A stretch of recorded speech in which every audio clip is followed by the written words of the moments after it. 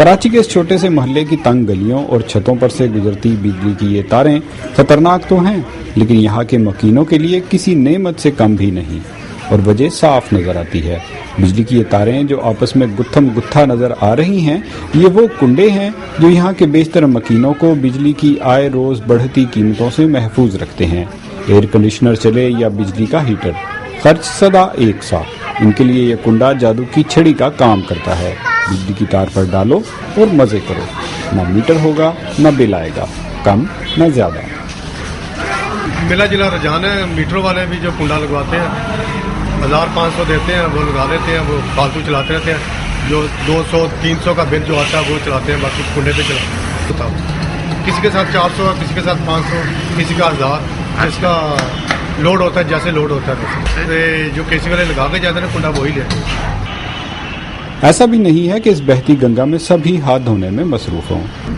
ارشاد کا نہ صرف یہ کہ بل آیا ہے بلکہ زیادہ آیا ہے، ان کی توقع اور استطاعت سے بھی زیادہ۔ سر کنڈا تو ہمارے یہاں چل رہا ہے، لیکن جو کنڈے والے ہیں ان کو فائدہ ہے، اور جو بل بھرتے ہیں ان کے اوپر وہ ڈال دیتے ہیں کہ کنڈے والے 500-600 روپیہ دیتے ہیں اور جو بل والے ہیں وہ مارے جاتے ہیں۔ کیسے؟ ایسے کو پیسے جیسے کیسی والوں کو، اور کیسی والے جو بل ہے ان کا ہمارے اوپر ڈال دیتے ہیں، اور ہمیں 800-900 روپیہ آتے ہیں۔ وہ کریں ہم بھریں، یعنی بجلی چوری کریں جمیل اور ان کے حصے کا بل بھریں ارشاد۔ جی ہاں، ملک میں بجلی کے ترسیل کے اداروں کی یہی پالیسی ہے، اور کراچی الیکٹرک سپلائی کمپنی اس پالیسی کی تشہیر کے لیے اس طرح کے اشتہارات کا بھرپور استعمال کر رہی ہے کہ تم بجلی چوری کرتے ہو اور تمہارے خلاف کیونکہ KESC کے حکام کے مطابق یہ چوری بجلی کی لوڈ شیڈنگ کی واحد بڑی وجہ بن چکی ہے۔ ہماری 35% بجلی جو ہے وہ لائن لاس میں جاتی ہے، اس میں سے کوئی 20%، تو 35 میں سے 20% وہ چوری ہے۔ اس میں کنڈے بھی شامل ہیں، اس میں امیر لوگوں کے کنڈے بھی شامل ہیں، اس میں میٹر ٹیمپرنگ بھی شامل ہے، اس میں بل کی نان پیمنٹ بھی شامل ہے، رائٹ؟ تو اگر اب 20% بجلی چرائی جا رہی ہے اور آپ کا جو بل ہے وہ پورا ادا نہیں کیا جا رہا، تو پھر کمپنی کے پاس ریسورسز کہاں سے آئیں گے اپنی day to day operating cost meet کرنے کے؟ ہمارا بیسک موقف سے یہی ہے کہ لوڈ شیڈنگ پوری طرح تو اسی وقت ختم ہوگی جب بجلی کی چوری ختم ہوگی، کیونکہ جب تک چوری ختم نہیں ہوتی تو لوڈ شیڈنگ ختم کرنا بہت مشکل ہے۔ اس کا مطلب یہ کہ آپ کی جو لانگ ٹرم انویسٹمنٹ ہے وہ نہیں ہوگی۔ یہ صرف KESC یا کراچی کا مسئلہ نہیں ہے، ملک میں جتنی بھی بجلی پیدا ہوتی ہے اس کا چوتھائی چوری ہو جاتا ہے، اور چوری کی 2 قسمیں ہیں، ایک اس طرح کے غیر قانونی کنیکشنز اور دوسری بلوں کی عدم ادائیگی۔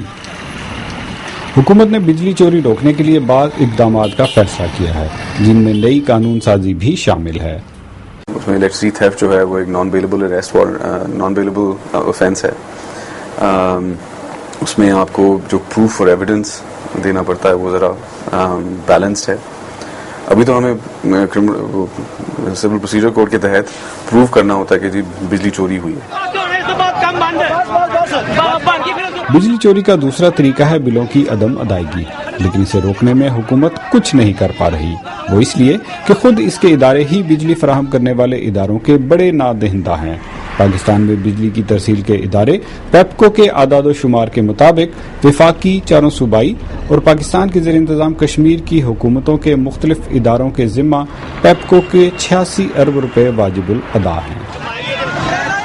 بجلی کے بلوں کی عدم ادائیگی بظاہر سادہ سا معاملہ نظر آتا ہے، لیکن جب اس میں سرکاری ادارے ملوث ہوں تو ایک ایسا گول چکر وجود میں آتا ہے جس میں بجلی پیدا کرنے والے سرکاری اور نجی ادارے پھنستے چلے جاتے ہیں، اور نتیجتاً بجلی کی پیداوار بری طرح متاثر ہوتی ہے۔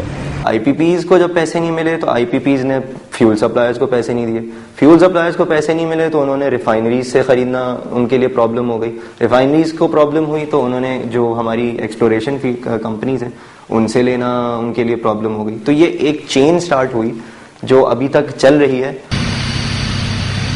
اور عدم ادائیگیوں کے اس گورکھ دھندے سے متاثر ہوئے بجلی پیدا کرنے والے یہ نجی پاور پلانٹس۔ کراچی کے صنعتی علاقے میں 19 کروڑ ڈالر کی لاگت سے یہ پاور پلانٹ کراچی میں بجلی کی کمی دور کرنے کے لیے ہنگامی بنیادوں پر ریکارڈ مدت میں لگایا اور چلایا گیا۔ لیکن تیل اور گیس بیچنے والی کمپنیوں کو صارفین نے پیسے نہیں دیے اور اس کی عدم فراہمی سے اس پلانٹ کی صلاحیت اور پیداواری گنجائش بری طرح متاثر ہو رہی ہے۔ لاسٹ منتھ جو ہے وہ ہم ایوریج 2 گیس ٹربائنز آپریٹ کر پا رہے تھے، ہمیں ہاف کمپلیکس کا گیس کوٹا اویلیبل تھا۔ ہماری نارمل ریکوائرمنٹ جو ہے وہ 42 mm CFD ہے، جو کہ ونٹر میں ہمیں آلموسٹ 20 کے قریب مل رہی تھی اس اسٹیشن کو۔ 27 جنوری کو ہم نے جو ہے نا کمپلیکس شٹ ڈاؤن کیا 1 day for more than 1 day due to جو شارٹیج آف گیس۔ ان حالات میں جتنی بجلی پیدا ہوتی ہے وہ اس پلانٹ کی صلاحیت سے ویسے ہی کم ہے، لیکن صارفین تک پہنچتے پہنچتے یہ بجلی مزید کم ہو جاتی ہے۔ یوں بجلی کے بل سے بچ کر کراچی کے اس محلے والے تو خوش رہتے ہیں، لیکن اس کی قیمت بہت سے دیگر صارفین کو ادا کرنی پڑتی ہے، کبھی مہنگی بجلی کی صورت میں اور کبھی لوڈ شیڈنگ کی صورت میں۔ KESC کا یہ جدید پاور پلانٹ 220 میگا واٹ بجلی پیدا کرنے کی صلاحیت رکھتا ہے، لیکن اس پیدا شدہ بجلی کا ایک بہت بڑا حصہ عام صارفین تک نہیں پہنچ پاتا، اور اس کی وجہ ہے بجلی کا غیر قانونی استعمال اور چوری۔ ایسے میں بجلی کی یہ چوری ملک میں بجلی کی کمی اور لوڈ شیڈنگ کی واحد بڑی وجہ بن چکی ہے۔ Asif Farooqui, BBC، Korangi Creek, Karachi.